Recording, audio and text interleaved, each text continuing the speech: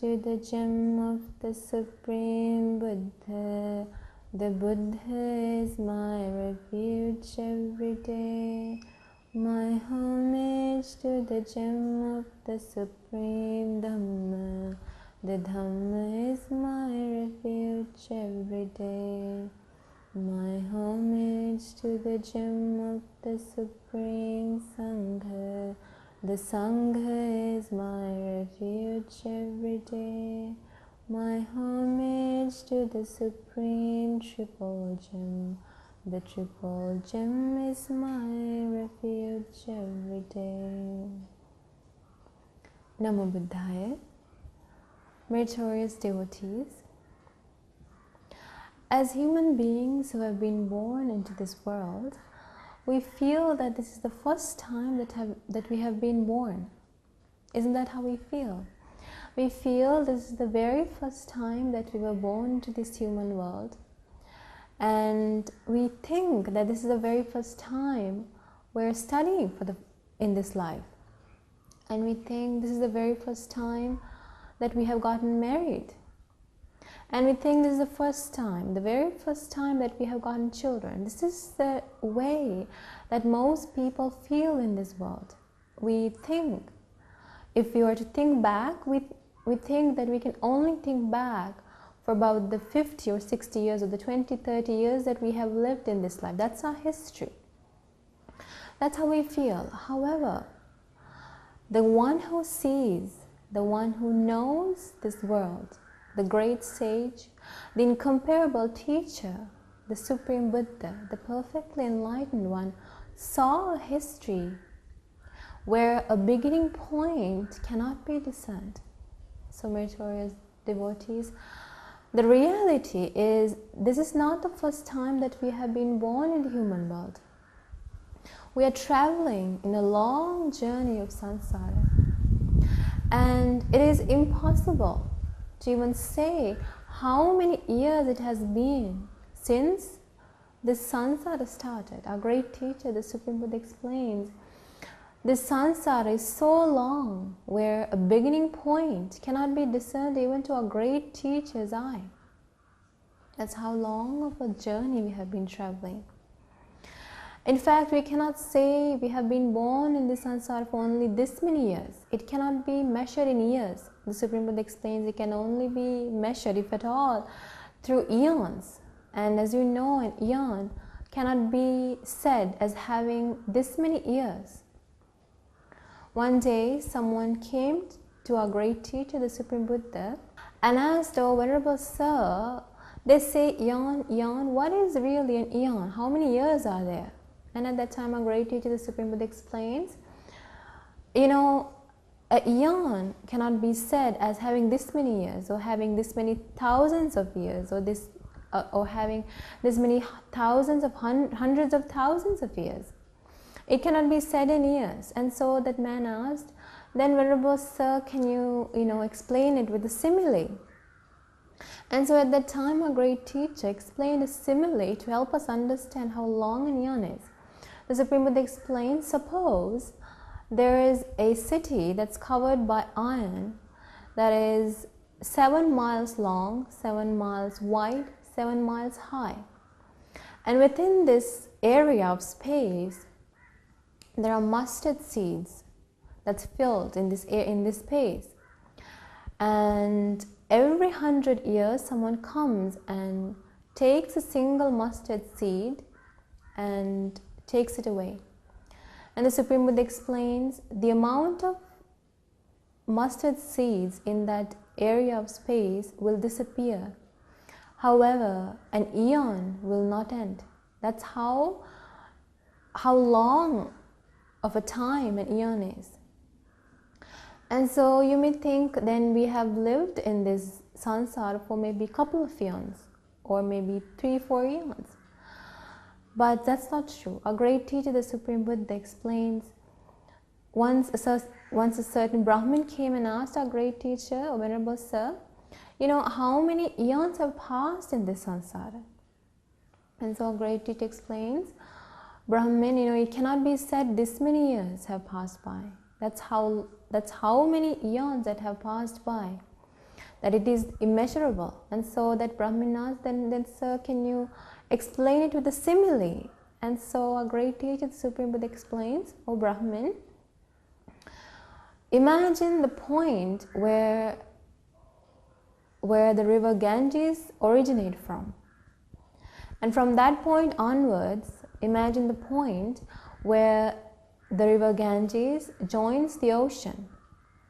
Now, in that distance of space, in that length, there's grains of sand in the sandbanks, in the river banks.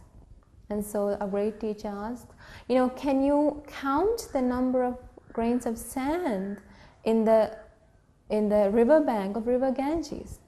And so the Brahmin said, no, it's impossible.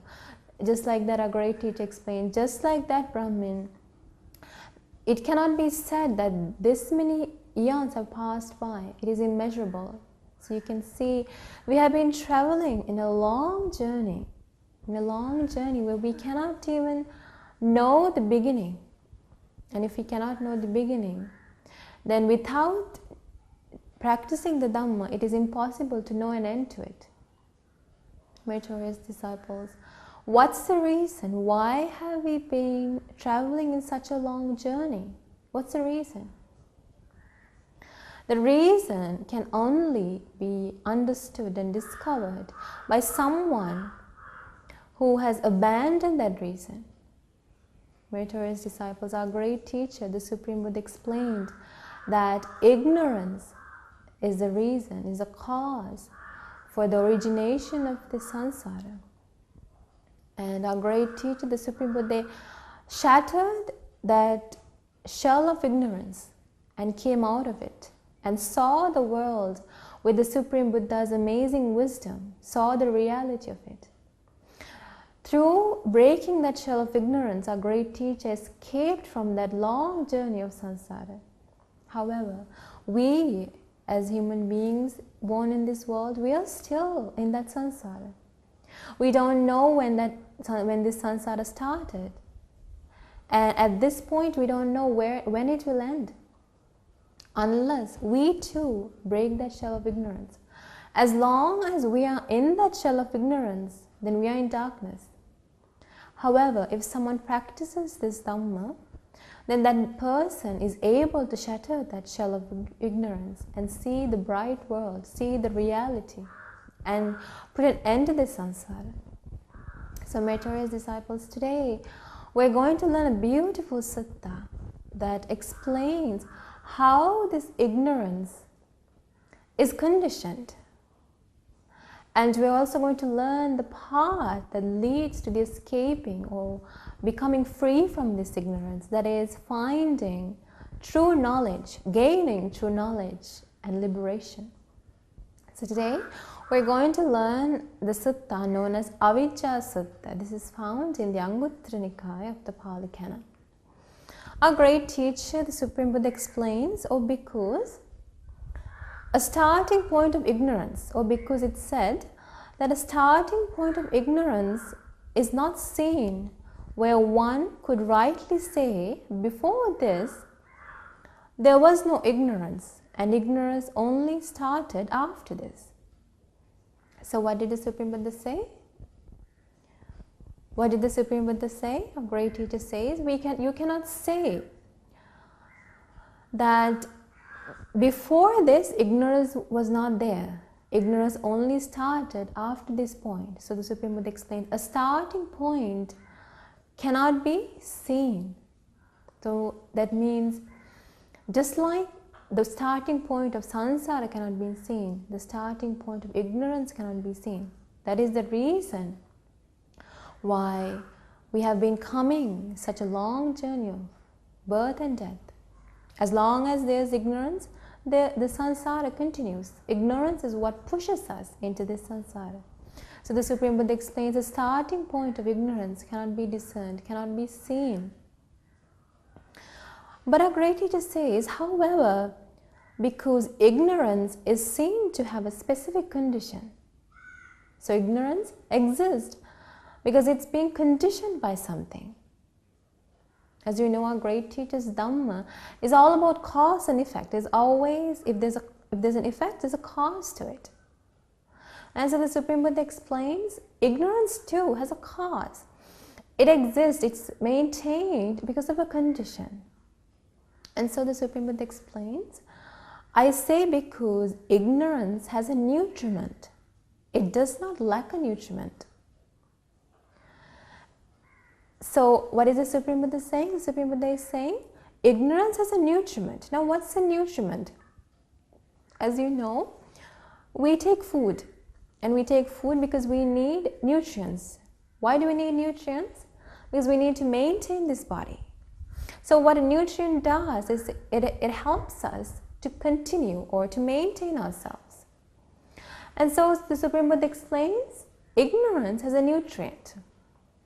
And so as long as this nutrient is there, ignorance will continue, will exist, will be maintained. And as long as ignorance is maintained, we will continue in this samsara. So a great teacher, the Supreme Buddha explains, because ignorance is a nutriment. And what is that nutriment for ignorance? The Supreme Buddha explains, because it is the 5 hindrances. So what's the nutriment for ignorance? 5 hindrances. So as long as these 5 hindrances exist, ignorance will be conditioned. And so then it's important that we know what these 5 hindrances are. These 5 hindrances are what's making us go in the samsara. It's what's nutrifying. It's what's fueling ignorance. As long as we have ignorance, we'll never escape from this samsara. So, my choice devotees, then it's important that we know what these 5 hindrances are. As you know, a hindrance means it's a block to something, and the Supreme Buddha explains, in Pali it's known as Nivarana, and what it means is it blocks the path, the way to Nibbana. That's what's meant by hindrance. What it does is it hinders the path to Nibbana. And the Supreme Buddha has explained what these 5 hindrances are, and I'm sure you know by now what they are. The first is sensual desires. As long as we're engaged in finding sensual pleasures, sensual desires, we're not going to think of a way of escaping from this samsara. We're not even thinking about the reality that we are actually traveling in this samsara. So what sensual desire does is it blocks the path to finding Nibbana. And then the Supreme Buddha explains ill will. Ill will is the second hindrance that blocks us from attaining Nibbana. When we have ill will in our mind, when we're angry, when we're in hatred, when we are feeling hatred, when we feel resentful, then what it does is it's a block to us. What it does is it blocks us from traveling the path to Nibbana. It hinders the path. And then the third is, the Supreme Buddha explains, dullness and drowsiness. When our mind is dull, when we feel drowsy, we don't feel like reading the Dhamma, we don't feel like practicing the Dhamma. And at that moment, what it's doing is it's hindering our path to Nibbana. It's blocking us from reaching closer to Nibbana. That's what these hindrances do. And then the Supreme Buddha explains regret and remorse is also a hindrance that nutrifies ignorance. And finally, our great teacher, the Supreme Buddha, explains doubt. Skeptical doubt is also a hindrance. And what skeptical doubt is you doubt whether this will work or not. Is what the Supreme Buddha has said true? Is it really, is it actually true? And is it actually possible to do this? So you doubt whether this path is right or wrong. You're in doubt. You don't have confidence in the Supreme Buddha or the Dhamma or the Sangha. You don't have confidence in the training. You don't have confidence in the path. That's doubt. So the Supreme Buddha explains, when you're in doubt, then you're hindering yourself. You're blocking yourself from reaching close to Nibbana. So the Supreme Buddha explains then these 5 hindrances is what nutrifies or fuels the maintenance of ignorance. And so then you must realize that once we know this, if you want to eradicate or abandon ignorance, then what must we do? We must abandon, completely eradicate these 5 hindrances. And then our great teacher, the Supreme Buddha, explains, because these 5 hindrances are also fueled by something, it also has a nutriment. It does not lack a nutriment. So the 5 hindrances are also fueled by something. It's also conditioned by something. And the Supreme Buddha explains, bhikkhus, what is the nutriment for these 5 hindrances? The Blessed One explains, the nutriment for the existence, for the maintenance of these 5 hindrances is the 3 kinds of misconduct. What are they? Yes, physical, verbal, and mental misconduct. What is physical misconduct? If you kill living beings, if you hurt animals, if you kill human beings, that's physical misconduct.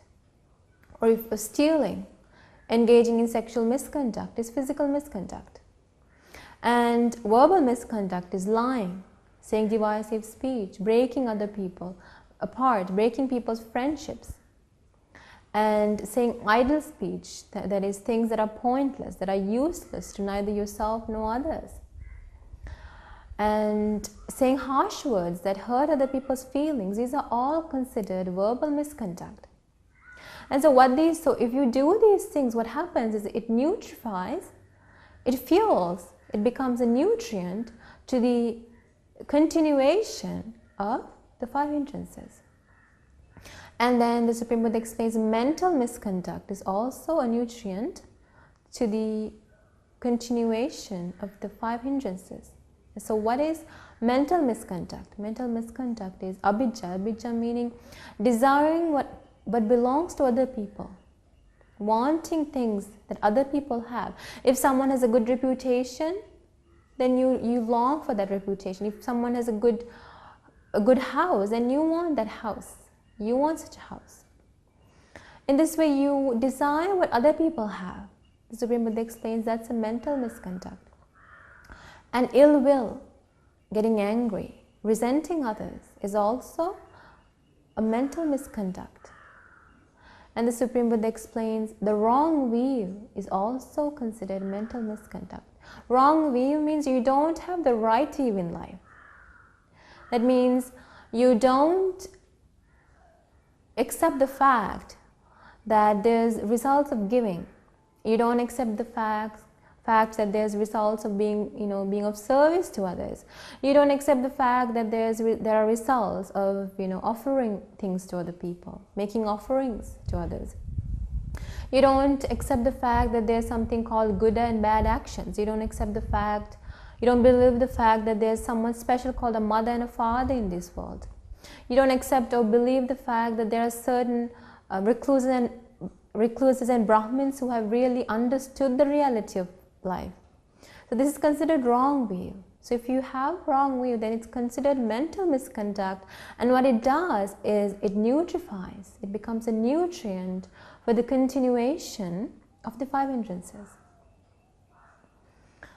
And then our great teacher, the Supreme Buddha, explains, bhikkhus, these 3 kinds of misconduct also has a nutriment.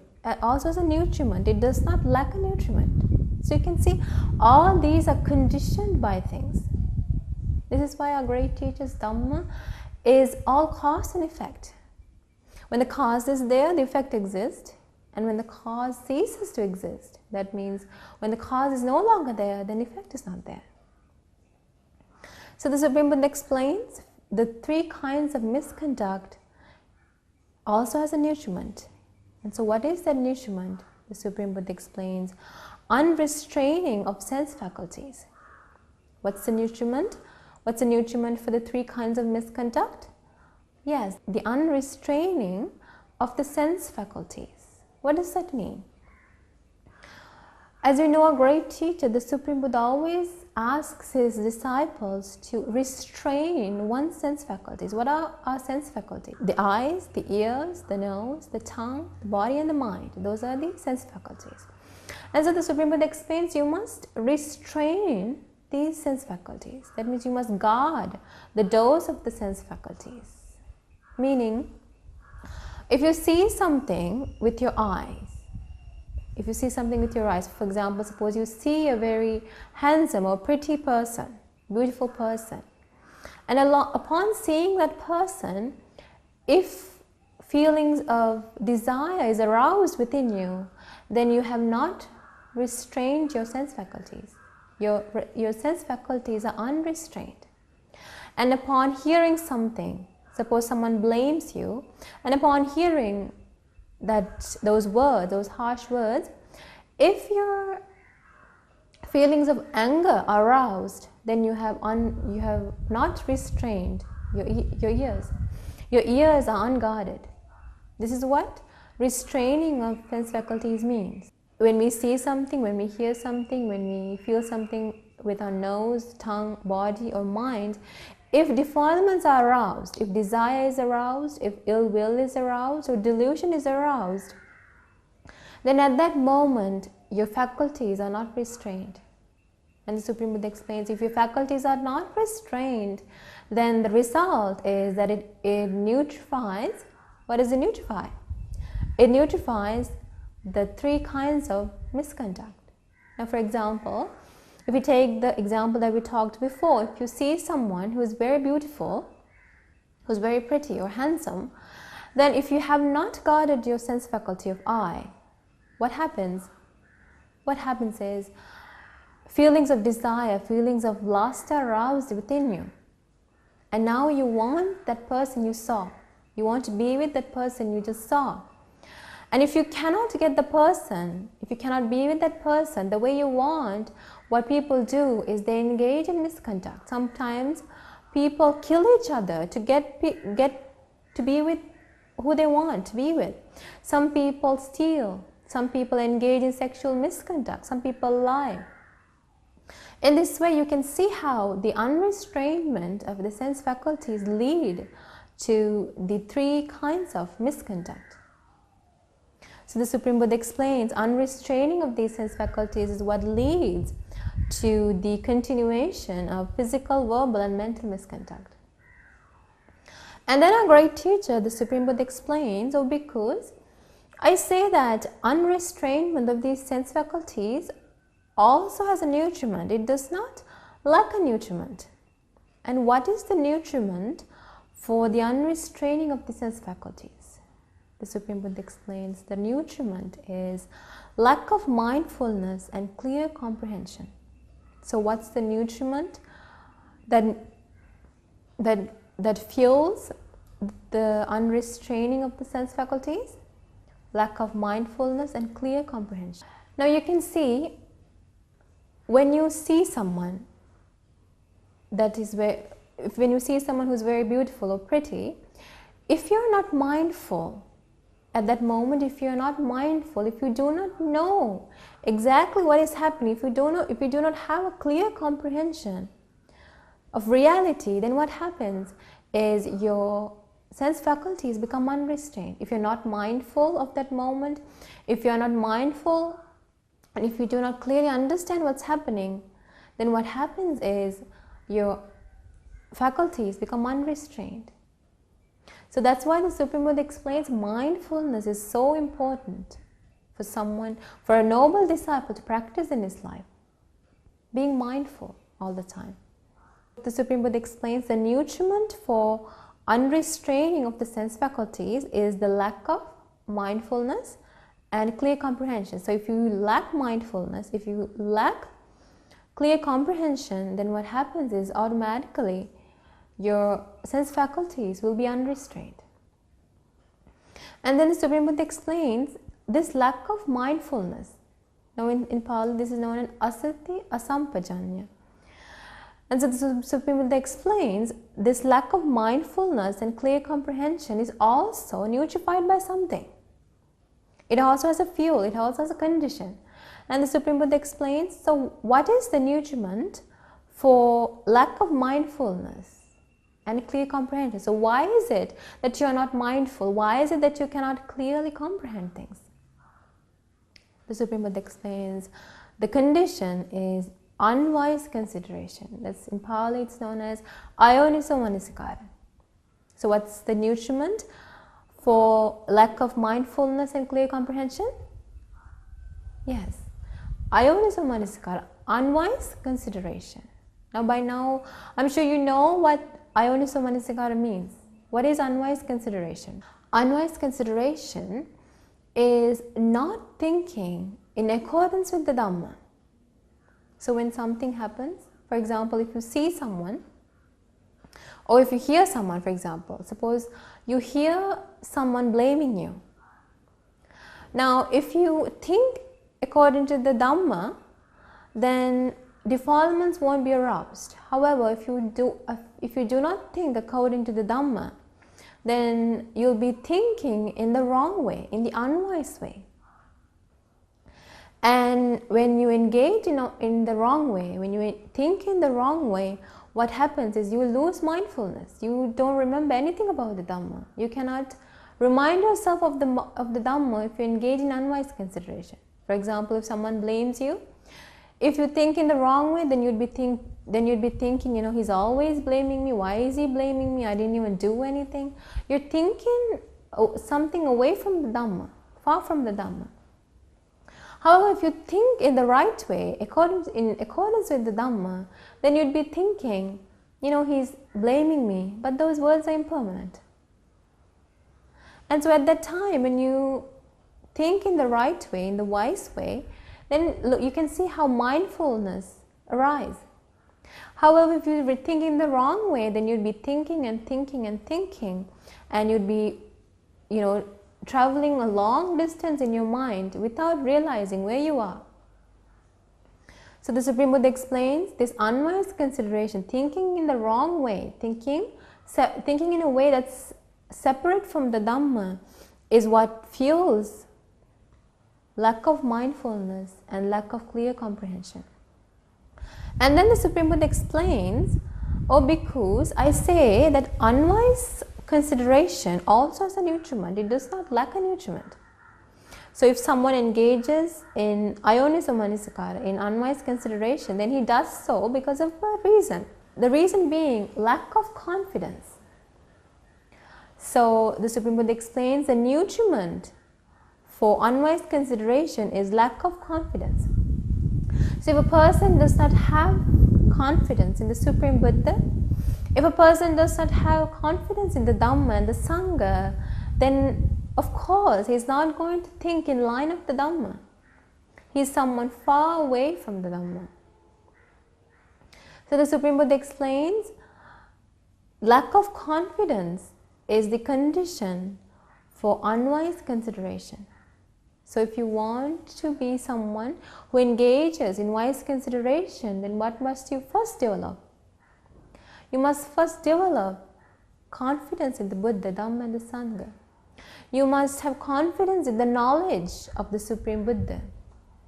You must have confidence in the teaching of the Supreme Buddha. And you must have confidence in the Sangha. And if you have these three things, then of course you're someone who's trying to practice this path.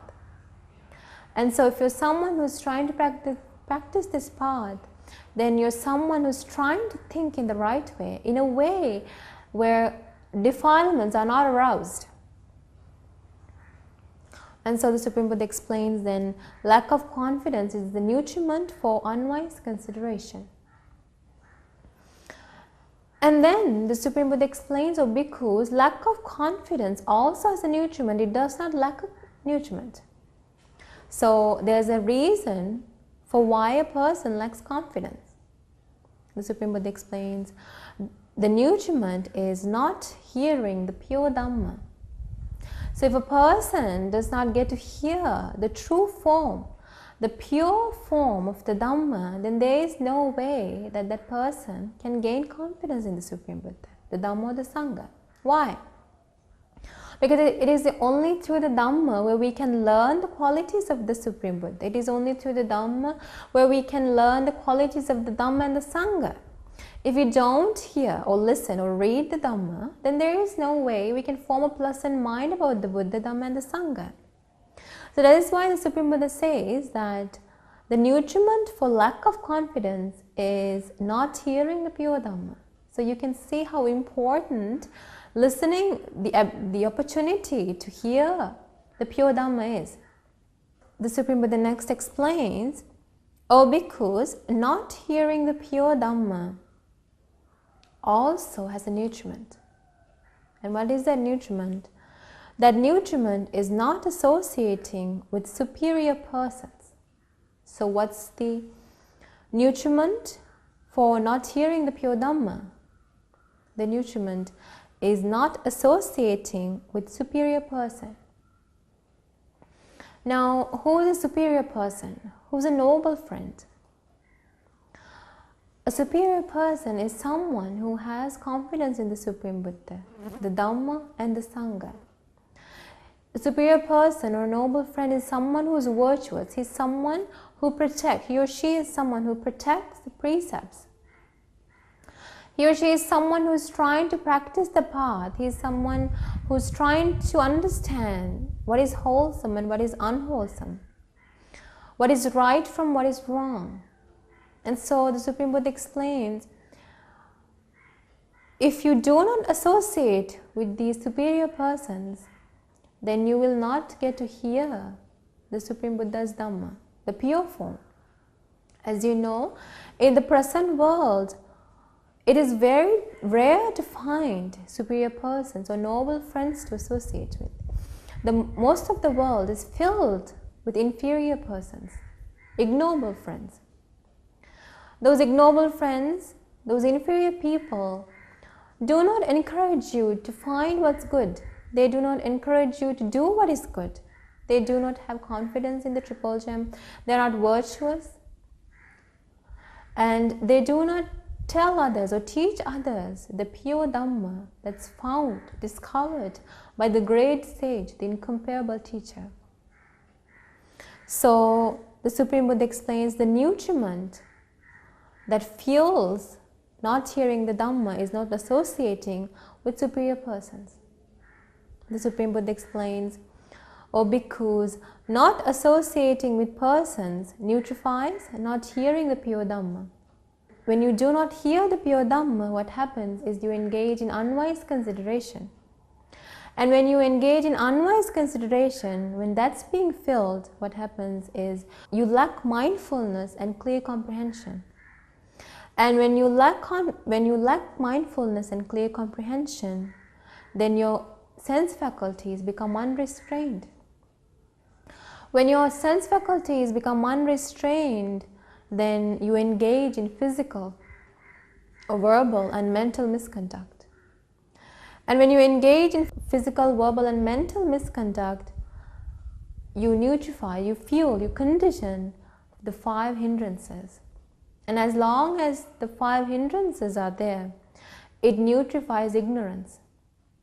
So this is the path to ignorance. This is how ignorance is being conditioned. So what's the beginning? The beginning is not having the opportunity to associate with superior persons. So now you can see how important it is to associate with superior persons, those noble people in this world who lead virtuous life, who teach the good Dhamma, and who lead pure lives and encourages others to do so. You can see from this the main reason for why we have been traveling for such a long journey of birth and death is we have not had the opportunity to associate with noble friends. Now afterwards, our great teacher, the Supreme Buddha, explains a beautiful simile. The Supreme Buddha explains, O bhikkhus, just as when it's raining and when the rain is pouring down in thick droplets on a mountaintop, the water flows down along the slope and it fills the clefts and the gullies and the creeks. And when the clefts, gullies and creeks are filled, it fills up the pools. And when the pools are filled, what happens? It goes and it fills the lakes. And when the lakes are filled, it fills the streams. And when the streams are full, it fills rivers.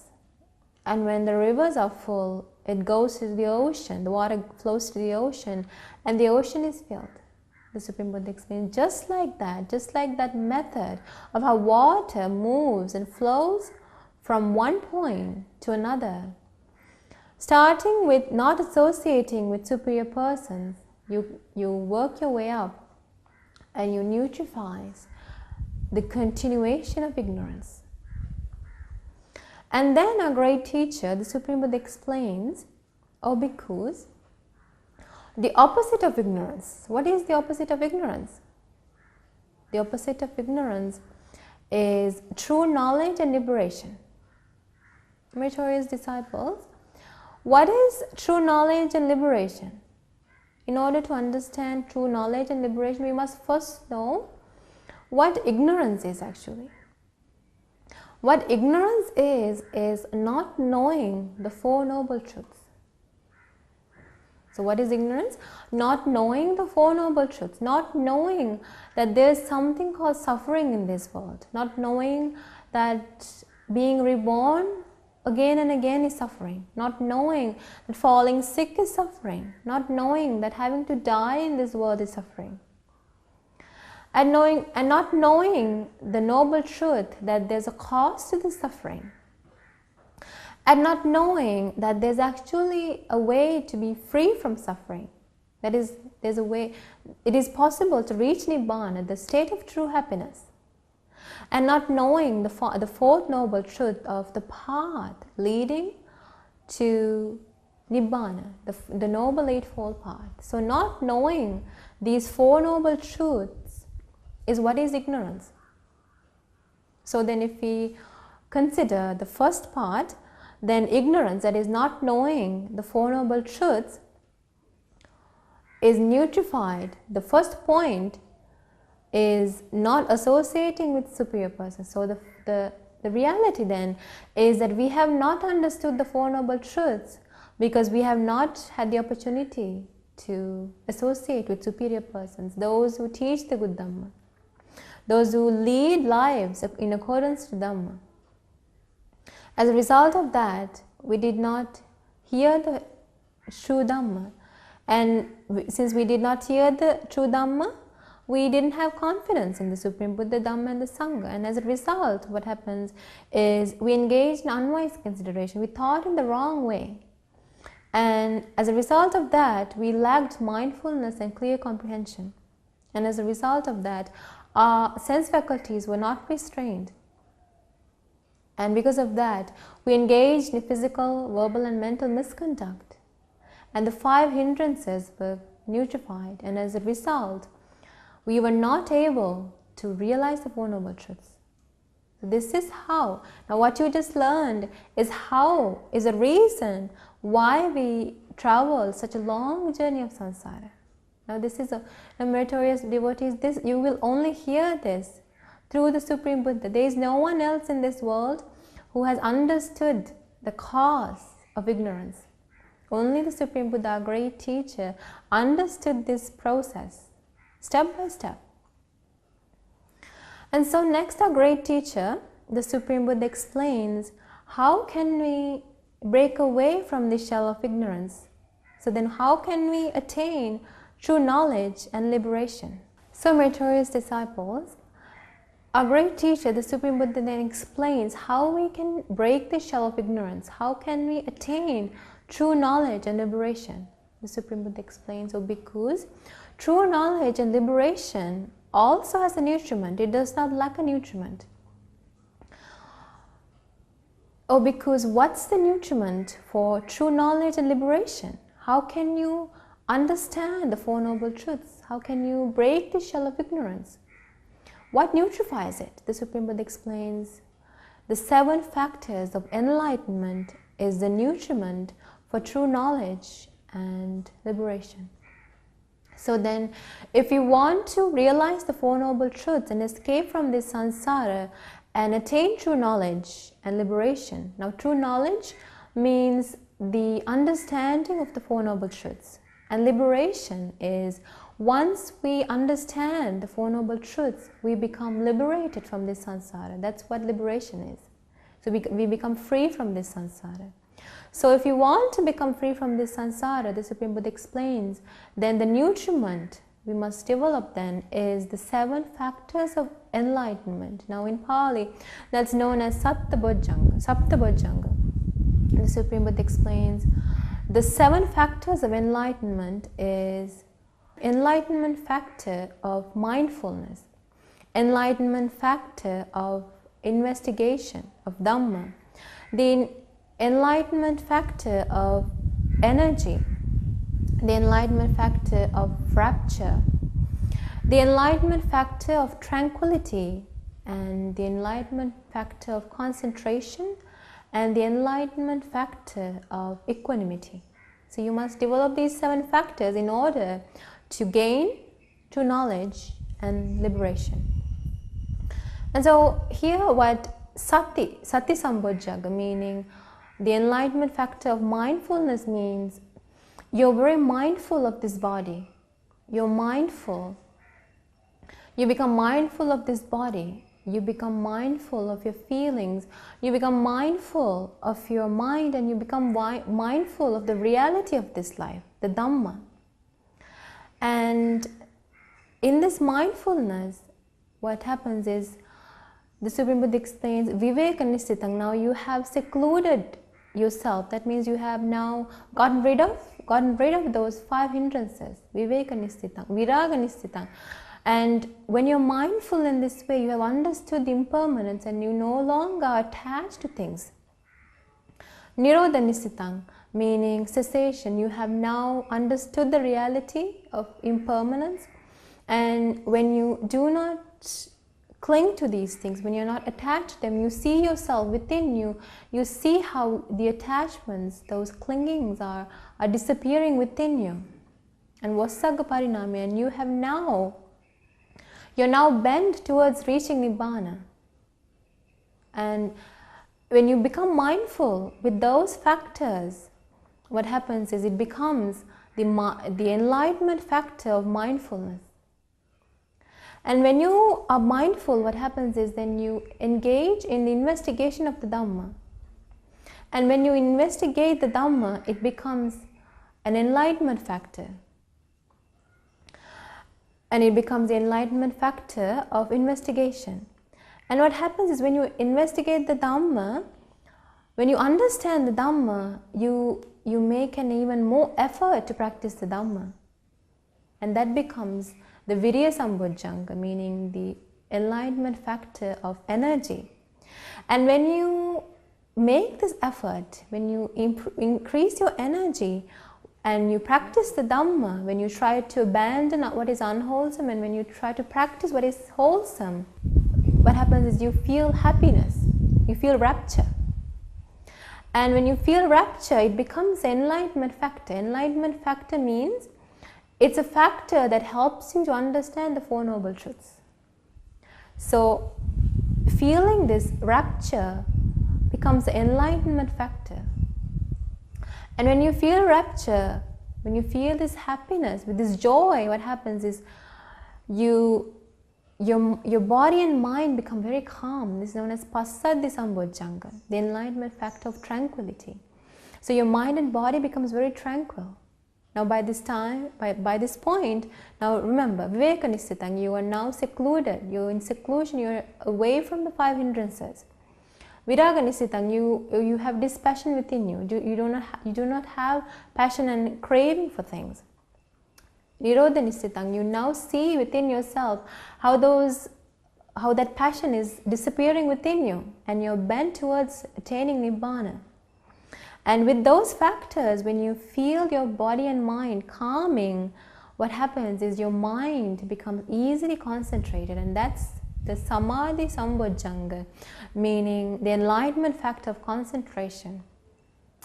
And when you gain this concentration, the Supreme Buddha explains, without clinging, without attaching yourself to pleasure or displeasure, you feel equanimous. Your mind is now very stable, it's very neutral.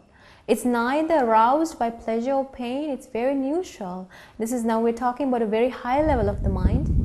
And when you have attained the 7th enlightenment factor of equanimity, the Supreme Buddha explains, once you have all of these 7, then you're now neutrifying You now have the nutriment that fuels true knowledge and liberation.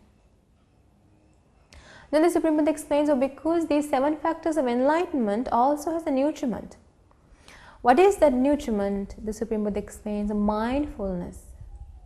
The 4 establishments of mindfulness is what nutrifies, what becomes a nutriment to attaining the 7 factors of enlightenment. Now, you know what the 4 establishments of mindfulness is. That is, kayanupassī vihārati, being very mindful of the reality of this body, knowing that this body is foul, knowing that this body consists of the 4 great elements.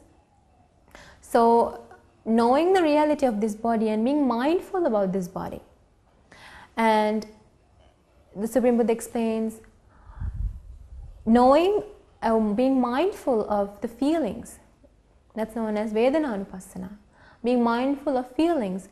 And then the Supreme Buddha explains Chittanupassana, meaning being mindful of the mind. And the final is Dhammanupassana, being mindful of the Dhamma, the reality.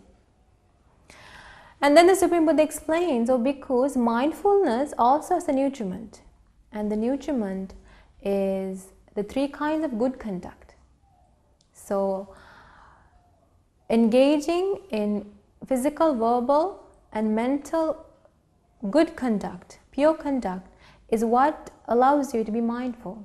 So, if you're someone who refrains from killing living beings, if you're someone who does not steal, who do not engage in sexual misconduct, if you're someone who does not lie, break people's friendships by saying divisive speech, if you do not say idle speech, if you do not say harsh words, or if you do not have mental misconduct, that means you don't get angry, you have the right view in life, you know that there's results of karma, you know that there are certain recluses and Brahmins who have understood the reality of this world, you know there's a special person known as a mother and a father in this world. If you have the right view in life, that is considered the 3 kinds of good conduct. And only if you have this pure conduct can you develop mindfulness. So no matter how much you try to develop mindfulness, if you do not have a pure conduct, then you cannot develop mindfulness. Then the Supreme Buddha explains, the nutriment for the 3 kinds of good conduct is the restraining of the sense faculties. So only a person who restrains one's sense faculties can develop good conduct.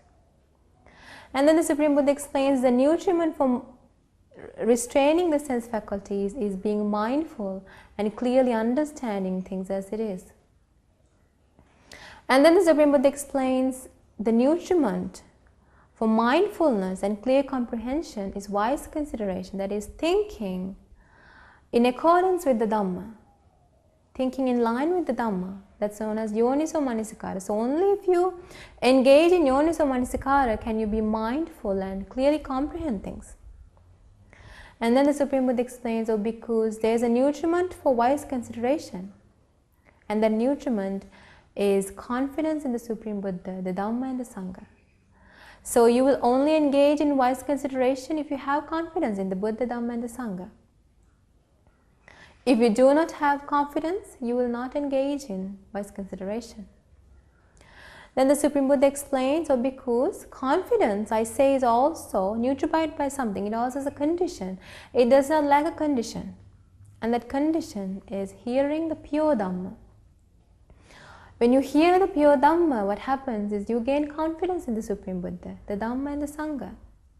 When you hear about the reality of this life, when you hear about the reality of this body, when you hear that these things are impermanent, and when you understand it, what happens is you gain confidence in the Buddha. You gain confidence in the Buddha's knowledge.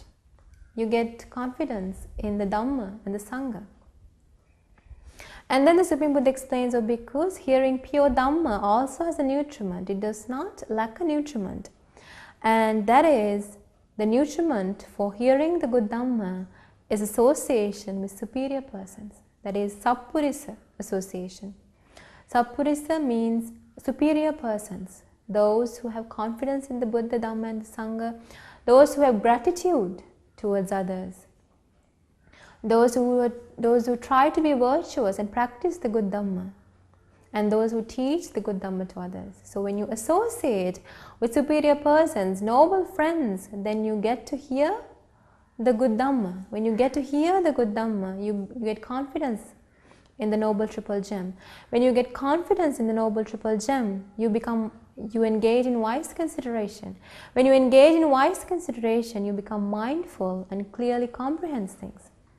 And when you're mindful and when you clearly comprehend things, your sense faculties are now restrained and you become mindful. Mindfulness, the 4 establishments of mindfulness becomes developed within you. And once you develop the 4 establishments of mindfulness, then what happens is it becomes the nutriment for the arising of the 7 factors of enlightenment. And once you develop the 7 factors of enlightenment, it becomes the nutriment for gaining true knowledge and liberation. You escape from this samsara forever. Now, where did you start? You started with associating with noble friends, associating with superior persons, meritorious devotees. You can see how significant, how amazing the opportunity to associate with noble friends are. That is why we must make use of this opportunity. It's very rare to have the opportunity to associate with noble friends. So once you have gained that association, you must make sure you continue it. Because associating with Kalyana Mittas, Sappurisa persons, will allow you to escape from this samsara. The Supreme Buddha explains, "O bhikkhus, it's just like this. Just as when rain pours down, the mountain, it fills up creeks and gullies. And once those creeks and gullies are filled up, it fills up pools, lakes, and it fills up streams. And then it fills up rivers, and finally it fills up the ocean." Just like that, you start with the association with superior persons and you neutralize the next condition. And in this way you work yourself up and you end up attaining true knowledge and liberation. So meritorious disciples, today we learned an amazing sutta. This is a eye-opener to a lot of people. Today we learned about how ignorance is conditioned, and we learned about how true knowledge and liberation can be conditioned. So now we have 2 paths. Do we want to continue to nutrify ignorance, or do we want to fuel true knowledge and liberation? You have 2 choices. If you choose to nutrify, fuel true knowledge and liberation, now you know the path. And when you do so, you will be able to be free from this long journey of samsara, this long journey of birth and death. However, if you continue to nutrify ignorance, what will happen is you'll continue in this long journey of samsara. Where there is no beginning, you will not see an end to this samsara. So meritorious disciples, today we learned something very important. And I bless you, may you have the opportunity to practice what we just heard, to practice the path that leads to true knowledge and liberation. And may you have the opportunity to shatter the shell of ignorance and attain true knowledge and liberation and be free from this samsara by understanding the 4 noble truths in this Gautama Buddha's dispensation. Sadhu, sadhu, sadhu. Namo Buddhaya.